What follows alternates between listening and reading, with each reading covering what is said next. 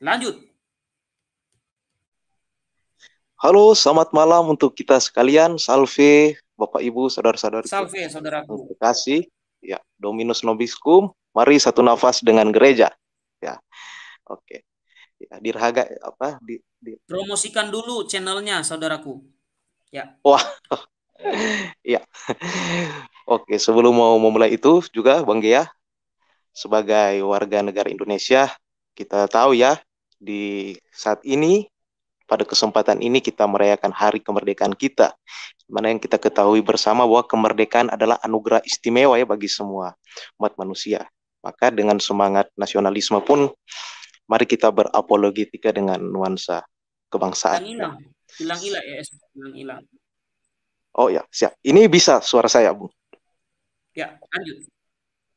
Ya, terima Sudah kasih. lancar. Ya. Aduh, puji Tuhan. Ya, jadi dirgahayu untuk kita semua ya. Ah, oke, saya langsung masuk saja ke tanggapan, Bung ya. Nah, seperti kebiasaan saya kalau gabung di dalam channel Bung Gia ini, suatu kehormatan bisa selalu diterima. Saya selalu tidak lagi untuk mengulang apa yang Bung Gia sudah paparkan dalam setiap topik. Dan juga bukan berarti untuk membatalkan atau untuk mengacaukan.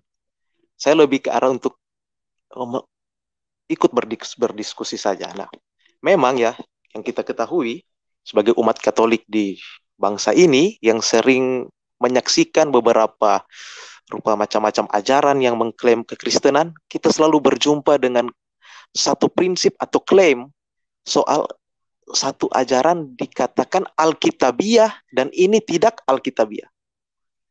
Oke? Dan dalam pemahaman klaim-klaim tersebut, mereka juga turut menilai bahwa kita gereja Katolik itu bukanlah gereja alkitabiah. Makanya jangan heran jika banyak saudara-saudara kita kekristenan non-Katolik itu memandang bahwa gereja Katolik itu bukan Kristen, tetapi sesuatu yang berbeda dengan kekristenan itu sendiri.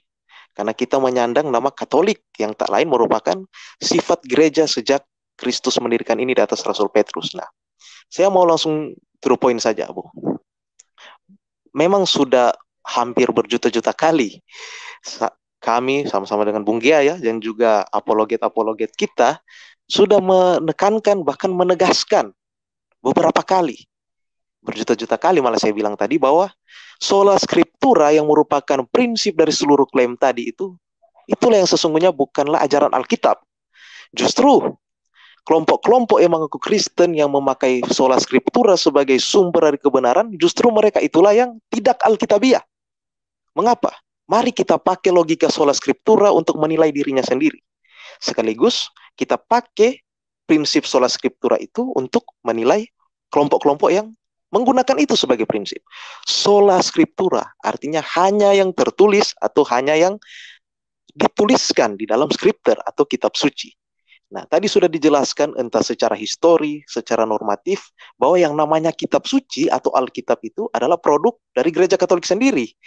Maka jika buku ini yang dijadikan sola bagi kelompok-kelompok ini, jika itu adalah produk dari gereja Katolik, maka buku tersebut adalah milik sang pembuat produk itu. Artinya kitab suci, skriptura itu sendiri adalah buku kita loh. Sumber keimanan kita. Dari situ terbenarkanlah logika bahwa gereja lebih dulu ada dari kitab suci dan sudah dibuktikan oleh Bung Gia bahwa gereja itu tak lain adalah gereja kita. Kekristenan paling pertama dan paling original dan paling ortodoks itulah kekatolikan yang berpusat di Roma. Nah, sekarang ketika channel-channel yang sedang ditanggapi oleh Bung Gia ini menilai bahwa tradisi yang kita pegang ini sebagai ajaran buatan manusia, seperti itu ya serangan mereka ya, Bung. Oke, sekarang giliran kita untuk menilai secara balik. Bukan untuk balas dendam, tapi yang namanya prinsip diskusi harus ada yang namanya responsibilitas dan feedback. Ada tesis, ada antitesis. Dan kita akan tiba sebentar pada sintesis. Nah, mereka sudah menilai secara seenaknya berdasarkan prinsip sola scriptura versi mereka bahwa tradisi itu adalah ajaran buatan manusia, dan tadi sudah dibuktikan bahwa yang dinilai sebagai ajaran buatan manusia itulah sungguh-sungguh sebagai firman Tuhan. Maka disitulah saya akan pertajam lagi apa yang sudah disampaikan oleh Bung Gia. Tadi ada satu ayat yang sangat menarik, bukan hanya menarik sebagai pembahasan, tetapi sebagai titik kunci sentral untuk membuktikan bahwa kekristenan yang paling alkitabiah adalah justru mereka yang memegang tradisi apostolik sebagai sumber kebenaran. Dan tak ada ayat lain yang setegas ayat ini. Kalau memang betul-betul sola scriptura mau menjadikan orang itu alkitabiah, maka saya tantang pada malam hari ini seluruh apologet non-Katolik yang meyakini diri sebagai gereja-gereja alkitabiah, saya tantang untuk dapat mengaplikasikan ayat yang tadi itu, yang sempat ditunjukkan oleh Bung Gia. Ayat yang mana itu? Yakni 2 Tesalonika 2 ayat 15. Dari ayat ini, dalam pembahasan saya sebentar, dari ayat ini kita akan lihat bahwa sebenarnya antara tradisi dan kitab suci, bahkan magisterium, sesungguhnya saling mendukung dan tak dapat terpisahkan. Dan kita akan temukan bahwa dari penjabaran sebentar, sebenarnya gereja Katolik lah yang berpusat di Roma, yang adalah gereja yang satu-satunya paling alkitabiah. Memang bagi telinga sebagian orang, ini masih terkesan klaim. Nanti saya akan buktikan. Sebelum itu suara saya masih kedengaran, Bung? Ya, masih merdu. Ya. Oke. Puji Tuhan ya. Nah, di ayat yang tadi 2 Tesalonika 2 ayat 15, di situ tertulis bahwa sebab itu berdirilah teguh dan berpeganglah pada ajaran-ajaran yang kamu terima dari kami, baik secara lisan maupun secara tertulis. Nah, ini tertulis jelas di dalam Alkitab. Buku yang dijadikan sola, satu-satunya pegangan iman bagi saudara-saudara kita. Nah, seperti kita ketahui, yang namanya Protestantisme itu terbagi dalam dua macam. Ada yang arus utama, yang mainstream, yang baptisannya sama seperti kita, dan ada yang sektarian ya. Tapi meskipun itu, antara mainstream dan sektarian sama-sama meyakini ini. Sola ini yang dicetuskan oleh Luther sebagai prinsip kebenaran. Maka sesungguhnya seluruh teologi dan ajaran mereka berpusat pada prinsip itu. Maka jika prinsip ini runtuh dengan sendirinya, berkonsekuensi bahwa seluruh ajaran mereka itu sudah tak memiliki dasar lagi. Nah, Suaranya agak hilang ya, SSCE. Halo? oh ya, Bapak Ibu? oke, Iya, saya coba sekali lagi. lanjut. Cek satu dulu, Ya, bisa? sudah. Ya, oke. Oke, Jadi saya sudah. percepat ya. Sudah. Ya, siap. Nah, karena di katekismus kita meyakini bahwa baik antara kitab suci dan tradisi suci itu merupakan dua sumber kebenaran yang mengalir dari wahyu ilahi yang sama.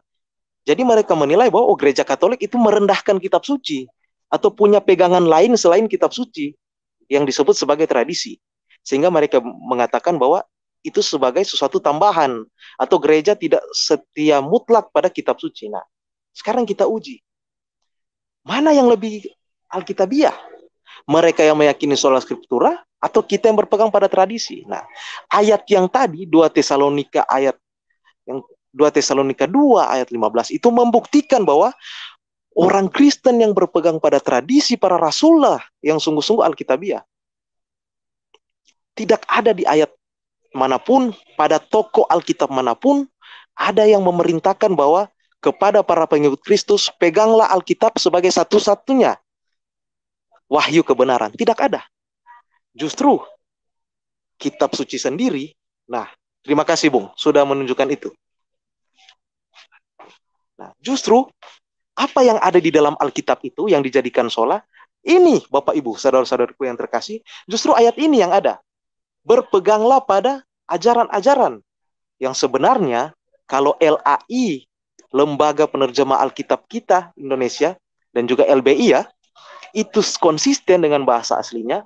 Terjemahan kata ajaran-ajaran ini belum terlalu tegas dan jujur, Bung Gia, saya katakan. Karena pada bahasa aslinya ditulis sebagai paradosis. Atau yang diterjemahkan oleh Santo Hieronymus ke dalam bahasa Latin, istilah Yunani paradosis itu diterjemahkan sebagai tradisiones, yang lebih cocok diterjemahkan sebagai tradisi. Jadi barang siapa mengatakan bahwa tradisi suci itu adalah ajaran manusia, itu merendahkan para rasul yang sudah ditegaskan oleh Bung Gea tadi. Apakah ada ayat-ayat setegas ini di dalam bagian-bagian lain? Apa maksudnya setegas ini?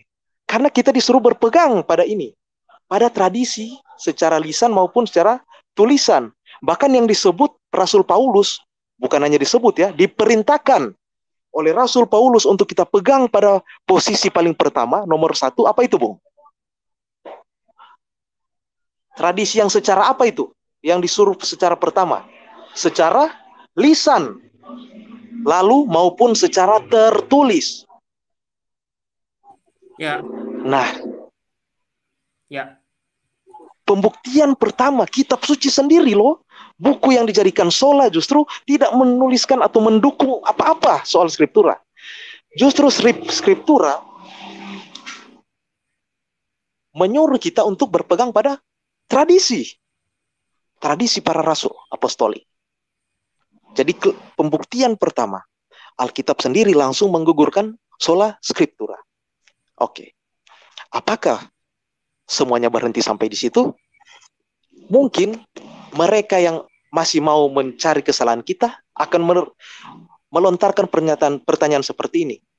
Gereja Katolik Roma jangan dulu sombong, soalnya masih banyak lagi gereja-gereja yang mengaku apostolik yang berpegang pada tradisi. Bahkan antara gereja-gereja apostolik itu saling menilai, saya lebih rasulia daripada yang lain. Dan itu sudah kita terima, tuduhan seperti itu.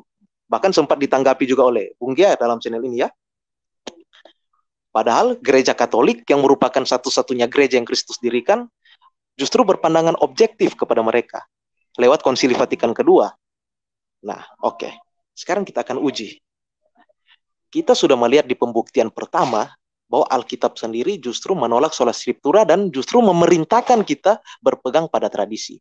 Jadi secara konsekuensi, gereja yang mau mengakui diri sebagai gereja Alkitabiah harus berpegang pada tradisi ini.